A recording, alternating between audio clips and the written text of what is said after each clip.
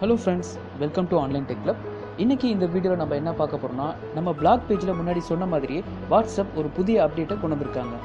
WhatsApp இன்னும் நீங்கள் update பண்ணாமல் இருந்தீங்கன்னா ப்ளே ஸ்டோர் போயிட்டு டேரெக்டாக அப்டேட் பண்ணிக்கோங்க. ஓகே, அப்டேட் பண்ணதுக்கப்புறமா வாட்ஸ்அப் ஓப்பன் பண்ணிக்கோங்க. இதுக்கு முன்னாடி இந்த வாட்ஸ்அப்பில் என்ன ஒரு ஃபெசிலிட்டி இருந்துச்சுன்னா, zip file, images, videos share பண்ணுற மாதிரி ஒரு ஆப்ஷன் வச்சுருந்தாங்க.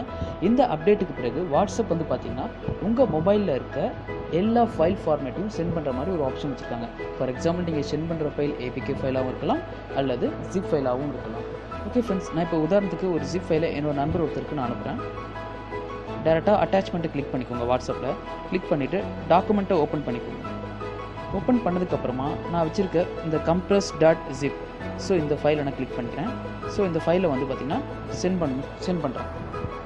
சென்ட் பண்ணும்போது உங்கள்கிட்ட என்ன ஃபைல் சைஸ் இருக்கோ அதே ஃபைல் சைஸ் மாறாமல் உங்களால் அப்லோடும் பண்ண முடியும். உங்கள் வாட்ஸ்அப்பில் இருக்க நண்பர் அங்கே அதே ஃபைல் சைஸ் மாறாமல் டவுன்லோடும் பண்ணிக்க முடியும்.